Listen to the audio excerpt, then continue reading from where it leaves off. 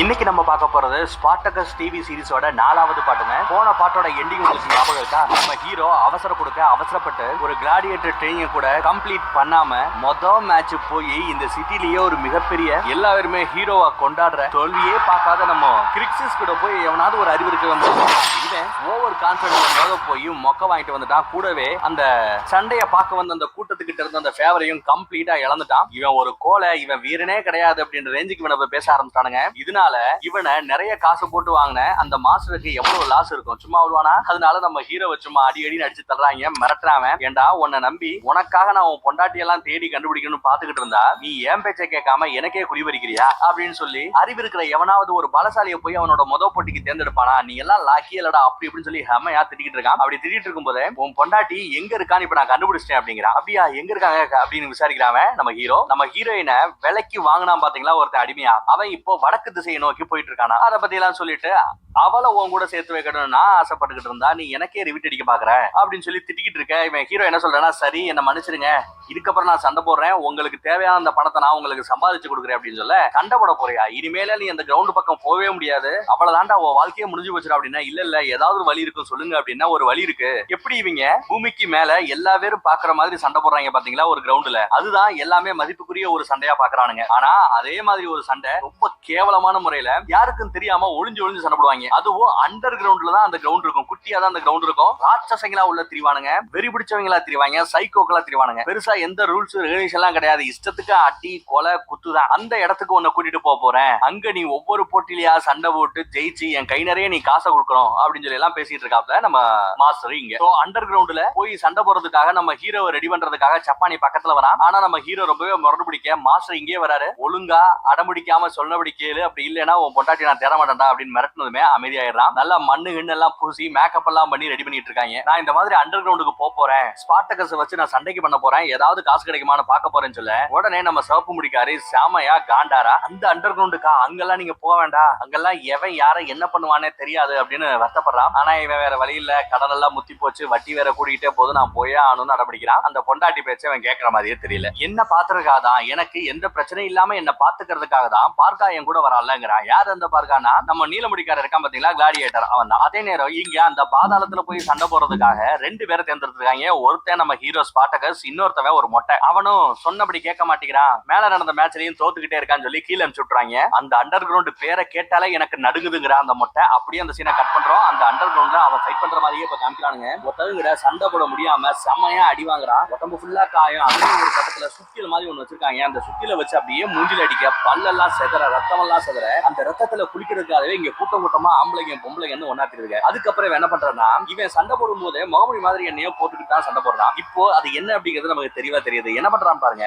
அவன் கையில இருந்த ஒரு அருவா மாதிரி ஒண்ணு இருக்கு, அதை எடுத்து அப்படியே சண்டை போட்டுக்கிட்டு இருந்தா அந்த மொட்டையோட மூஞ்சியில இருக்கிற அந்த தோலை மட்டும் அறுத்தெடுத்து, அந்த தோலை இவன் அடுத்த சண்டையில அந்த தோலை அந்த முகமுடி மாதிரி போட்டுக்கிட்டு வருவான். ஆக்சுவலா அது அந்த மொட்டையோட தோல். இப்படி அவங்கிட்ட யாரு சண்டையில அடிபட்டு தோத்து போறாங்களோ அவங்களோட மூஞ்சில இருக்க அந்த தோலை கிழிச்சு எடுத்துக்கிட்டு அடுத்தடுத்த சண்டைக்கு போறதுதான் அவனோட பழக்கம்ங்கிறாங்க. எவ்வளவு கொடுமையான பழக்கத்தை பாருங்க. இப்படி அண்டர் கிரவுண்ட்ல இருக்கிறத பார்த்த அந்த வட்டிக்கு விட்டாங்க பாத்தீங்களா, படம் கொடுத்தாங்க இல்ல, அந்த 2 பல்லடைய வராங்க வந்து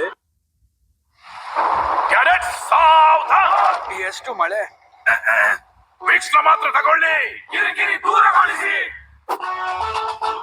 ವಿಕ್ಸ್ ಎಲ್ಲಾ ಕಿರಿಕಿರಿಗೂ ಫಿಕ್ಸ್. ಟ್ರೈ ಮಾಡಿ ವಿಕ್ಸ್ ಮೆಡಿಕೇಟೆಡ್ ಮಾತ್ರೆ, ಇದು ನೀಡುತ್ತೆ ಎಕ್ಸ್ಟ್ರಾ ಸೂದಿಂಗ್ ಆರಾಮ. What all do you teach in these 3 hours of workshop of yours? How to create entire application in just 90 seconds, how you can create and design entire presentation. ஏண்டா கிரவுண்ட்ல அந்த match முடிஞ்சதுமே அடுத்த நாளே வந்து வட்டியோட கொடுக்குறேன்னு சொன்னேன். மேட்ச் முடிஞ்சு போனதுக்கு அப்புறம் எங்களை பார்க்கவே மாட்டேங்கிற, எங்க பார்த்தாலும் ஓடி ஒளிஞ்சுக்கிற அப்படின்னு கேட்க, கொஞ்சம் ஓவரா பிரஷரை போட பக்கத்துல அடிக்க வர மாதிரி வரானுங்க. எதுவா இருந்தாலும் பார்த்து பண்ணுங்கிறான். ஏன்னா இந்த மாஸ்டருக்கு பின்னாடியும் 2 கிளாடியேட்டர்ஸ் இருக்காங்க இல்லையா, சரி சீக்கிரம் பணத்தை கொடுக்குற வழியை பாரு அப்படின்னு இங்க இருந்து கோவமா சத்தம் போட்டு போயிடுறான். இங்க அந்த மொட்டையோட மூஞ்சியை அறுத்து எடுக்கிற சீன் ரொம்ப கொடூரமா இருக்கும். அடுத்து நம்ம ஹீரோவை உள்ள இறக்குறாங்க. இதே நேரம் அந்த பக்கத்துல தோல்வியே பார்க்காத நம்ம கிரிக்ஸஸ் இருக்கான் இல்லையா, அவனை அந்த எஜமானியமா கூப்பிட்டு இருக்கா. அவன் உள்ள போயிட்டு இருக்கும் போதே நம்ம வேலைக்காரி வரா. இவன் ஆசையா வாங்கி கொடுத்துருப்பால ஒரு சின்ன நெக்லஸ், அந்த நெக்லஸ் அவ திருப்பி கொடுக்குறா. இதெல்லாம் என்னால வச்சுக்க முடியாது அப்படின்னு உடனே இவன் அதை தப்பா புரிஞ்சுக்கிறான். ஒருவேளை அவளுக்கு நம்ம மேல காதல் இல்லையோ, நம்ம தான் விரட்டி பின்னாடி போறோமோ, சரி ஏன் தப்பு தான் தாயே அப்படின்னு சொல்லி அங்க இருந்து அந்த நெக்லஸ் வாங்கிட்டு வேகமா போறான். எஜமானியா பார்க்க போறான். எஜமானி ஆல்ரெடி ரெடியா இருக்கா. இவங்க கூட கொஞ்சம் அப்படி இப்படின்னு இருக்கிறதுக்கு என்ன கையில அப்படின்னு பார்த்தா சின்னதா அந்த நெக்லஸ் இருக்குமா. யாருக்கு இது அப்படின்னு கேட்க, உங்களுக்காக தான், ஏதோ இந்த அடிமையால இந்த கடவுளுக்கு நான் படைக்கிற காணிக்கை அப்படின்னு சொல்லி எப்படியோ சமாளிச்சிடறான். அப்போ என் கழுத்துல நீயே மாட்டி விட சொல்றா. கொஞ்சம் அப்படி இருக்காங்க. இப்போ அதே நேரத்துல கீழே அண்டர் கிரவுண்ட்ல அந்த சண்டையை காமிக்கிறாங்க. நம்ம ஹீரோ ஒருத்தன் கூட சண்டை போடுறான். சண்டை போடுறதுக்கு முன்னாடி அந்த 2 பேருக்குமே என்ன ஆயுதம் வேணும் அப்படிங்கறத குழுக்கள் முறையில தேர்ந்தெடுப்பாங்க போல. அதுல நம்ம ஹீரோ கூட சண்டை போடுறவனுக்கு ஆணியை கையில மாற்ற மாதிரி ஒண்ணு கிடைச்சிருக்கு. நம்ம ஹீரோக்கு வெறும் முழுக்கட்டின்னு என்னத்தையோ கொடுக்குறாங்க. அதுதான் அவனுக்கு அந்த குழுக்கள் முறையில கிடைச்சிருக்கு. ஐயோ இதுலயே போச்சு, இவன் சாக போறான் அப்படின்னு இவங்களுக்குள்ள பேசிக்கிறாங்க. சரி, இந்த சண்டைக்கு இந்த மாஸ்டருக்கு என்ன சம்பந்தம், மாஸ்டர் எப்படி இதுல சம்பாதிப்பாரு அப்படின்னு பாத்தீங்கன்னா, யார் மேலேயாவது பெட்டு கட்டணும், அவ்வளவுதான் கணக்கு. யார் ஜெயிப்பாங்க அப்படின்னு ப்ராபபிலிட்டி பாப்பாங்க. நம்ம ஹீரோவை பத்தி தான் இங்க எல்லாருக்கும் தெரியுமே. மேல பயங்கரமா அசிங்கப்பட்டு வந்திருக்கான்ல, ஒரு தோத்தாங்கோலின்னு சொல்லி எல்லாருமே கேவலப்படுத்திருக்காங்க இல்ல, அதனால இவன் மேல எவனுமே பெட்டு கட்டல. எல்லா பேருமே நம்ம ஹீரோ யாருக்குள்ள சண்டை போட போறானோ அவன் மேல பெட்டு கட்டிருக்காங்க. நம்ம மாஸ்டர் மட்டும்தான் நம்ம ஹீரோவோட விவரம் தெரியும் இல்லையா, அவனோட பலம் தெரியும் இல்லையா, அவன் மேல பெட்டு கட்டுறான். இப்போ 20 பேரு நம்ம ஹீரோ தோப்பான்னு பெட்டு கட்டுறான். இவன் ஒருத்த மட்டும் அவன் ஜெயிப்பான்னு பெட்டு கட்டுறான். அப்ப என்ன அர்த்தம், இவன் ஒரு வேலை நம்ம மாசம் ஒரு வேலை ஜெயிச்சா 1 ரூபாய்க்கு 20 ரூபா கிடைக்குங்க. செம்ம பிசினஸா தெரியுதுல. ஃபைட் ஆர்வமாகுது, பயங்கரமா மாத்தி அடிச்சுட்டு இருக்காங்க. நம்ம ஹீரோ ஸ்டார்டிங்ல செம்மையா அடி வாங்குறா. ஆணில உடம்பெல்லாம் கிழிச்சு எடுக்கிறா. அந்த மொட்டை அடி வாங்கிட்டு இருக்காரா, ஏதாவது பண்ணி தொலைடா அப்படின்னு ஒரு கட்டத்துல அவனோட காலை பிடிச்சி அப்படியே கீழே இழுத்து விட்டுட்டு எப்படா அவன் அடிக்கிறதுன்னு யோசிக்கிறவன் அவன் கையில தானே அந்த ஆணி இருக்கு. சோ அவன் கையவே ஆயுதமா வச்சு அவன் கைய வச்சு அவனோட கழுத்துலயே அந்த ஆணியை வச்சு சும்மா சலக்குன்னு குட்ட ரத்தம் தெறிக்க அவனோட கழுத்தையே அப்படியே வெட்டி துண்டாக்குறான். ஜெயிச்சிடறான். ஆனா உடம்பு ஃபுல்லா வெறும் காயமா இருக்கு. காயத்துக்கு மருந்து போடுறாங்க. கிழிச்ச இடத்துல எல்லாம் துணியை தைக்கிற மாதிரி தைக்கிறாங்க. அடுத்த சண்டைக்கு ரெடியா இருங்கிறாங்க. இந்த மாதிரி நம்ம ஹீரோ ஸ்பார்டகஸ் கீழே அந்த பாதாள சண்டையில ஜெயிச்சுட்டான். அடுத்தடுத்து நான் டெய்லி போறேன், எப்படியாவது கடன் அடிக்கிறதுக்கு எல்லா வேலையும் பார்க்க போறேங்கிறான். இப்போ அந்த பக்கத்துல நம்ம ஹீரோ ஒரு வழியா அந்த பாதாள சண்டையை முடிச்சுட்டு மேல ரெஸ்ட் எடுக்கிறதுக்காக கூட்டு வந்திருக்காங்க. மேல இவனு வரான். அவனோட ரூம்ல அடைக்கிறதுக்காக வரும்போது வர்ற வழியில தான் ஒரு காட்சியை பாக்குறான். என்ன அப்படின்னு பார்த்தா, இங்க நம்ம நீளமா ஒரு முடி வச்சிருப்பான் பாத்தீங்களா கார்கா, அவன் கூடயே சின்ன பையன் மாதிரி ஒருத்தர் திருவான் பாத்தீங்களா, அவனை கிட்டத்தட்ட பொண்டாட்டி மாதிரி நடத்திக்கிட்டு இருக்கான். இவனும் பாதாளத்துல போய் சண்டை போட்டு வந்ததுனால இனிமே எங்க கூட உனக்கெல்லாம் படுக்கிறதுக்கு தகுதியே இல்ல, நீ எல்லாம் கிளாடியேட்டர் இல்லன்னு ஒரு கிளாடியேட்டர் பேச வர நம்ம ஃப்ரெண்டு அப்படியே அசால்ட்டா எந்திரிச்சு நின்று நேருக்கு நேரம் முறைப்பான். ஒழுங்கா மூடிட்டு போறையா இல்ல அப்படின்னு மிரட்டினதுமே அவன் ரொம்ப சீன் போட்டவன் அப்படி அங்க இருந்து போயிடுறான். நம்ம ஹீரோவை இங்கேயே படுக்கிறதுக்கு அலோவ் பண்றான். அதே நேரம் அந்த பக்கத்துல நம்ம எஜமானி அவளோட நகை எல்லாத்தையுமே வித்துட்டு தன்னோட புருஷனுக்கு இவ்வளவு கடன் பிரச்சனை இருக்குல்ல, அதுல அவளால முடிஞ்சு ஏதாவது பண்ண முடியுமா அப்படின்னு பாக்குறா. நெக்லஸை விற்க போக அந்த நெக்லஸை எவ்வளவுக்கு ரேட் வாங்கினாலோ அந்த ரேட்ல பாதிக்கு பாதி தான் கொடுப்பேன்னு வித்தவனே இப்ப சொல்றான். அங்க இப்படி அடிமையில வச்சு கிளாடியேட்டரா பிசினஸ் பண்ற இன்னொருத்தர் இருக்கான்ல, பாக்குறதுக்கு இந்த கல்யாண புரோக்கர் மாதிரி இருப்பான்னு சொன்னது பாத்தீங்களா, அந்த கல்யாண புரோக்கர் வரா. வந்து இவளை பார்த்து, அச்சச்சோ இவ்வளவு கஷ்டத்துல இருக்கியா, வேணும்னா சொல்லு, அந்த நகையை நானே முழு பணத்துக்கு நான் வாங்கிக்கிறேன், பாதி எல்லாம் கிடையாது, முழு பணத்தையும் நான் கொடுத்து வாங்கிக்கிறேன் அப்படின்னு சொல்லி வாங்குறான். வாங்கிட்டு இதை நீயே பேசாம கிஃப்டா வச்சுக்கிய அப்படின்ற மாதிரி இவன் சொல்ல செய்யறான். ஆனா நம்ம ஹீரோயின், உங்ககிட்ட விக்கிற நிலைமைக்கு நான் ஒன்னும் அவ்வளவு கீழ்த்தரமா போயிடல,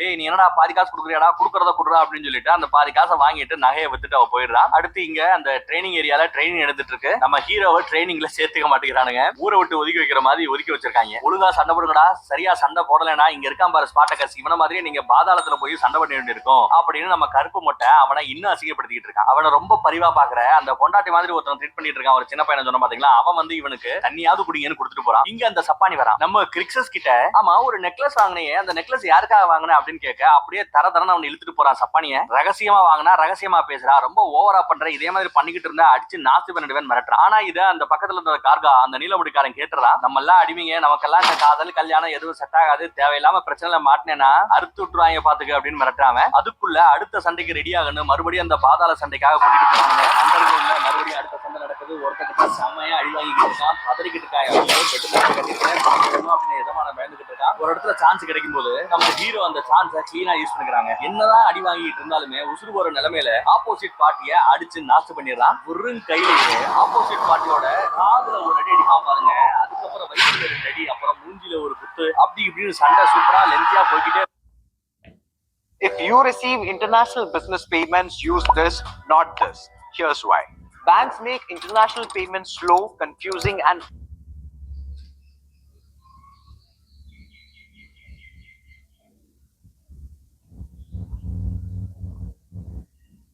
ஒரு கட்டத்துல 2 பேரும் இந்த WWE சண்டை போற மாதிரியே மாத்தி சண்டை போட்டு இருப்பாங்க. ஐடியா காலையும் மூட்டிக்கிட்டு இருப்பாங்க. நம்ம ஹீரோ ஒருத்தர் சான்ஸ் கிடைக்கும். அவன் மேல ஏறி உட்காந்துப்பா. அவனோட கண்ணு ரெண்டுலயும் இவனோட 2 கை விரல வச்சு அப்படியே அந்த கண்ணை அமுக்குவான். பாத்தீங்கன்னா அப்படியே தலை அப்படியே பீச்சி அடிச்சா எப்படி இருக்கும் அந்த மாதிரி அவன் கண்ணுக்குள்ள இருந்து ரத்தம் பீச்சி அடிச்சு வெளியே வருது. அப்பையும் அவன் இன்னும் சண்டை போட்டுட்டு தான் இருக்காங்க. ஒரு கட்டத்துல அதுக்கப்புறமா அவன் அப்படியே புரட்டி போட்டு கழுத்து அப்படியே திருகி சாகடிச்சா நம்ம ஹீரோ. பணம் கொட்டிக்கிட்டு இருக்கு இந்த எஜமானனுக்கு. அதனால இப்ப என்ன பண்றாங்கன்னா நிறைய பேர் போட்டி போட்டு நம்ம ஹீரோ மேல அவன் தான் ஜெயிப்பான் அப்படின்னு சொல்லி பணம் கட்ட ஆரம்பிச்சிடறாங்க. அடுத்த சண்டையில நம்ம ஹீரோ மேலதான் பெருசா பணம் கட்ட போறாங்க போல. இப்படியே போயிட்டு இருக்குங்க. நிறைய ரத்தம் பார்த்துட்டான், நிறைய சண்டையும் பார்த்துட்டான் நம்ம ஹீரோ. இப்போ அந்த பக்கத்துல கிரிக்ஸஸ எஜமானி கூப்பிடுறதா அந்த வேலைக்காரி கூப்பிட்டு வரா. உடனே இந்த காவலாளியும் அவனை வெளியே போக சொல்லி அனுப்பிச்சிடறான். எஜமானிய பாக்குறக்கா இவன் கிளம்பி போயிட்டு இருந்தா, இல்ல எஜமானி எல்லாம் கூப்பிடல, நான் தான் உன்னை கூப்பிட்டேன் அப்படிங்கிறா. எங்க என்ன பேச விடுற அப்படின்னு சொல்ல, நீ என்கிட்ட பேசுறதுக்கு என்னமா இருக்கு, அதான் நான் கொடுத்த நெக்லஸ வேண்டான்டி அப்படின்னு சொல்ல, நான் என்ன விருப்பப்பட்டா வேண்டான்னு சொன்னேன், நான் ஒரு அடிமை, அந்த நெக்லஸ போட்டுட்டு என்ன நான் அப்படி தெரிஞ்சேன்னா என்ன வேணா உயிரோட விடுவானா, என் எஜமானி சும்மா விடுவாளா, அவளா விருப்பப்பட்டு இந்தானு எதை எனக்கு கொடுக்குறாளோ அதுதான் எனக்கு அனுமதிக்கப்பட்டது, இது தெரியாதா உனக்கு அப்படின்னு சொல்லி இவளோட காதலை இப்போ கொஞ்சம் இன்டைரக்டா சொல்ல ஆரம்பிக்கிறா. பிரச்சனை அடிமையா இருக்கிறது மட்டும்தான் அப்படிங்கறத புரிய வைக்கிறா. அதுக்கப்புறம் தான் இந்த மரமண்டைக்கு புரியுது இது காதல் அப்படின்னு. அதுக்குள்ள அந்த காவலாளி வந்துட இவன் மேட்டரை மட்டும் சொல்லிட்டு அங்க வந்து போயிடுறா. இப்போ அந்த பக்கத்துல பாதாளத்துல இருக்கிற நம்ம ஹீரோ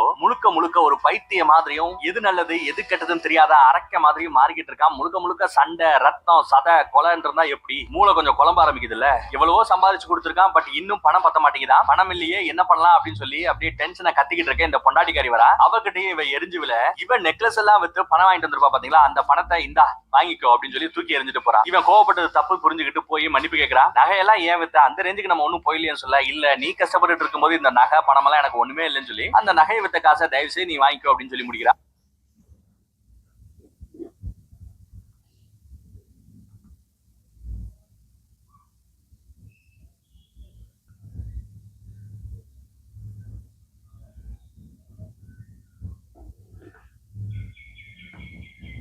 எல்லாம் கட்டி முடிச்சதுக்கு அப்புறம் சரி நகையை அந்த ஜுவல்லரிஸ் எல்லாம் எவ்வளவுக்கு வித்த அப்படின்னு கேட்டா பாதி விலைக்கு தான் போச்சுன்னு சொன்னதுமே, ஆடா பாவி 10 நாளைக்கு முன்னாடி முழு விலைக்கு நம்ம வாங்கணும், இப்ப பாதி விலைக்கு தான் வாங்குறானுங்களா என்ன போ அப்படின்னு சொல்லி மறுபடியும் திட்ட ஆரம்பிச்சிடறான். இப்ப நம்ம ஹீரோக்கு மூளை கொஞ்சம் குழம்பதாங்க ஆரம்பிக்குது. ஏன்னா வித்தியாசமா கனவு காண்றான். தன்னோட பொண்டாட்டி இங்க இருக்கிறதா அவன் நினைக்கிறான். ஒரு கடத்துல அந்த எஜமானனே இவனை கூட்டிட்டு போய் அந்த பொண்டாட்டி கூட சேர்த்து வைக்கிற மாதிரி இவன் கனவு காண்றான். அப்படி கனவுலயே பாத்தீங்கன்னா மழை பெஞ்சு நம்ம பார்த்திருப்போம், ரத்த மழை பெஞ்சு பார்த்திருக்கீங்களா, அதை இங்க காமிக்கிறாங்க. அப்படியே ரத்த மழை அப்படியே கொட்டிக்கிட்டு இருக்கு. அதுக்கப்புறம் பார்த்தா இதெல்லாம் கனவுன்னு அவனுக்கு தெரிய வருது. மூளை குழம்புறது அவனும் புரிஞ்சுக்கிறான். நமக்கு ஏதோ ஆகுது, இப்படியே சண்டை போட்டுட்டு இருந்தோம்னா அவ்வளவுதான் நம்ம காலி அப்படிங்கறத அவனும் புரிஞ்சுக்கிறான். என் உடம்புல இப்ப உசுறு நிக்கிறது எதுக்காக அப்படின்னா அவனோட பொண்டாட்டியை எப்படியாவது அந்த அடிமைத்தனத்துல இருந்து மீட்டு குறைஞ்சபட்சம் இங்கேயாவது கூட்டிட்டு வரமே அப்படின்னு பாக்குறேன்.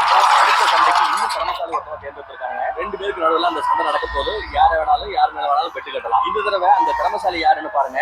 இந்த எபிசோடோட ஸ்டார்டிங் சீன்ல நம்ம மொட்டை ஒருத்தனோட மூஞ்சியில இருந்து அந்த முகத்தை மட்டும் அறுத்தெடுப்பான் பாத்தீங்களா, அவன் கூட நம்ம ஹீரோ சண்டை பண்ணுமா. அவங்களுக்கு என்ன ஆயுதம் வேணும்ன்றது அந்த குழுக்கள் முறையில தேர்ந்தெடுத்துக்கிட்டு சண்டைக்கு வரானுங்க. சண்டை ஆரம்பமாகுது. அவன் 2 கத்தியை வச்சடிக்க, நம்ம ஹீரோ 1 கத்தியை வச்சடிக்க, செம்மையா சண்டை போயிட்டே இருக்குங்க. மாத்தி அடிச்சுக்கிட்டே இருப்பாங்க. அதுல ஒரு கட்டத்துல நம்ம ஹீரோட வாழை பிடிச்சி அவன் வீசுறான். அப்படியே நம்ம ஹீரோட கால் அடிச்சு அப்படியே கீழே மட்டையாக்கி விடுறான். நல்லா அடி வாங்கிட்டு இருக்கா நம்ம ஹீரோ. என்னடா ஹீரோ அடி வாங்கிட்டு இருக்கா அப்படின்னு பார்த்தா நம்ம ஹீரோவும் இந்த எஜமானனும் ஒரு டீல் போட்டிருப்பாங்க. எல்லா பேருமே நம்ம ஹீரோ தான் ஜெயிப்பான் அப்படின்னு சொல்லி இந்த தடவை பெட்டு கட்டிருக்காங்க. நிறைய பேர் ஹீரோ ஜெயிப்பான் பெட்டு கட்டிருக்காங்க. அப்படிங்கிறதுனால இப்ப நம்ம எஜமானன் என்ன சொல்றானா, நீ நான் தோப்பேன்னு பெட்டு கட்டு, உனக்காக நான் தோத்து போறேன் அப்படிங்கிறான். தோத்து போயிட்டேன்னா உன்னை கொன்னுடுவாங்கடா, இங்கெல்லாம் வந்து உயிர் பிச்சை எல்லாம் கேட்க முடியாது அப்படின்னு சொல்ல, பரவாயில்ல நான் செத்து போறேன், ஆனா நீ நிறைய பணம் சம்பாதிக்க போற, அதுல கொஞ்சம் பணம் எப்படியாவது நீ செலவு பண்ணி என் பொண்டாட்டிய நீ சொன்ன மாதிரியே அங்க இருந்து எப்படியாவது கூட்டிட்டு வந்து இங்க வச்சுக்கோ, அவளுக்கு விடுதலை விடு அப்படிங்கிறான். இதுவும் நல்ல டீலா இருக்க. நீ மட்டும் தோத்து போய் எனக்கு நிறைய பணம் சம்பாதிச்சு கொடுத்தேன்னா நான் கண்டிப்பா உன் பொண்டாட்டியை எப்படியாவது நான் கண்டுபிடிச்சு கூட்டிட்டு வரேன் அப்படிங்கிறான். ஒருவேளை நீ எல்லாம் சொல்லிட்டு அதுக்கப்புறம் எனக்கு செய்ய மாட்டேன்,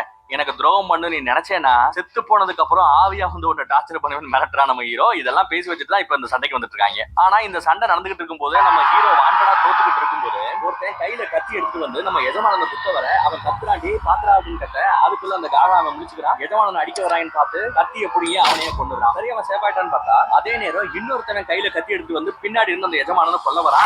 பார்த்தாச்சு, ஆனா எஜமானனை காப்பாத்துறதுக்கு இப்ப வேற யாரும் கிடையாது. ஐயோ அவ்வளவுதான் கொல்ல போறான்னு கத்தியை ஓங்கி கொல்ல போக அதே நேரம் நமக்கு ஹீரோ அவன் கையில ஒரு வாள் இருக்கும். தோக்க வேண்டியவன் இப்ப தோத்தானா எஜமானன் செத்து போவான் அப்படின்னு சொல்லி எதுக்கு சண்டை போட்டுட்டு இருக்கணும், ஒரு வெட்டு வெட்டிட்டு அதே கத்தியை வச்சு கையில கத்தியை வச்சுக்கிட்டு நம்ம எஜமானனை குத்து வந்தான் பாத்தீங்களா, அவனோட முதுகுலயே இந்த வாள் போய் சொறி சம்பவ இடத்துல அவனை காலி பண்ணிடுது. நம்ம எஜமானனை அந்த மாஸ்டரை காப்பாத்திடுறாங்க. ஆனா இந்த காப்பாத்துறதுக்காக இவன் பண்ண ஒரு தப்பு என்ன, இந்த போட்டியில ஜெயிச்சுட்டு வந்துடுறான். இவன் மேல இதுவரைக்கும் சம்பாதிச்ச மொத்த படத்தையும் கட்டி எல்லாமே இந்த பெட்டுல தோத்து போயிட்டாங்க, எல்லாத்தையும் இழந்துட்டானுங்க.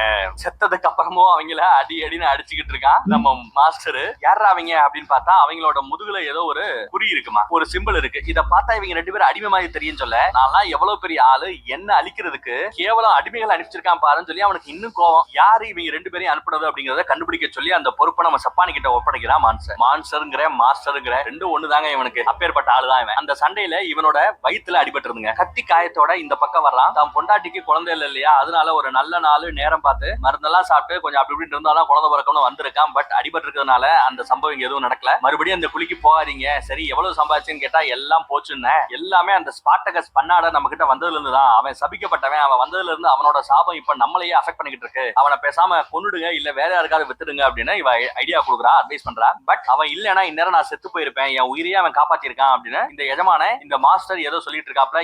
இப்போ இந்த பக்கத்துல நம்ம ஹீரோவை காமிக்கிறாங்க. ரொம்பவே அடிபட்டு ரொம்ப கேவலமான நிலைமையில கூட்டிட்டு வராங்க. அவனோட கத்தி இப்போ நம்ம மாஸ்டரோட கையில இருக்கு. எஜமானன் கேக்குறான், ஏண்டா நீ தோப்பேன்னு சொன்னதுனாலதான்டா எல்லா சொத்துக்களையும் நீ சம்பாதிச்ச எல்லாத்தையுமே ஓம் பேரே நீ தோத்து போவே நான் கட்டினேன், கடைசியில ஜெயிச்சிட்டி அப்படின்னு சொல்ல, நான் ஜெயிச்சதே உன்னை காப்பாத்துறதுக்காக தான்ன்றா. சரி ஏன் என்ன அவ்வளவு கஷ்டப்பட்டு நீ ஜெயிக்கணும் அப்படின்னு கேட்டா, ஒருவேளை நீங்க தோத்துட்டீங்கன்னா என் பொண்டாட்டியை யாரு கண்டுபிடிச்சு கூட்டு வருவா அப்படிங்கிற. சரி இந்த ஒரு விஷயத்துல என்ன நீ ரொம்பவே இம்ப்ரெஸ் பண்ணிட்ட, என் உசுரை காப்பாத்துற பாத்தியா, அதுக்காக தான் உனக்கு இந்த வால்னு கொடுக்குறான். நீ மறுபடியும் கிளாடியேட்டர், இனிமே நீ மேல கிரவுண்ட்ல சண்டை போடலாம், நல்லா ட்ரைனிங் எடு, நல்லா சண்டை போடு, எனக்கு பேரும் புகழும் பணமும் ரெடி பண்ணி கொடு, உன் பொண்டாட்டியை உங்க கூட சேர்த்து வைக்கிறேன் அப்படிங்கிறா. பாதாளத்துல சண்டை போட்டுக்கிட்டு இருந்த நம்ம ஹீரோ ஃபைனலா மறுபடியுமே கிளாடியேட்டர் ஆயிட்டான். அடுத்து மேல பயங்கரமா ட்ரைனிங் எல்லாம் எடுத்து சண்டை போட போறான். இந்த பாட்டெல்லாம் ஒண்ணுமே இல்லைங்க, ஏன்னா இதுக்கு அடுத்த பாட்டுல இவன் ட்ரைனிங் எடுத்து ஒரு சூப்பரான ஆள் கூட சண்டை போட போறான். அதுவும் யாரு சேர்ந்து சண்டை போட போறான்னு நினைக்கிறீங்க? நம்ம ஹீரோவும் நம்ம ஸ்பார்டகஸும். அந்த பக்கத்துல அவனுக்கு ஆகவே ஆகாத கிரிக்ஸஸ் இருக்கான்ல, தோல்விய பாக்குறவன், இவங்க ரெண்டு பேரும் சேர்ந்து ஒரு ஆளை சண்டைக்கு போட போறாங்க அப்படின்னா அப்ப அந்த ஒரு ஆளு இன்னும் எவ்வளவு பெரிய பலசாலியா இருப்பான்னு பாத்துக்கோங்க. அப்பேற்பட்ட ஒருத்தனோட பிளாஷ்பேக்கை நம்ம பார்க்க போறோம், ஃபைட்டையும் பார்க்க போறோம். மறக்காம இன்னும் 2-3 நாள்ல அடுத்த எபிசோட் வந்துரும், பாருங்க. தேங்க்யூ.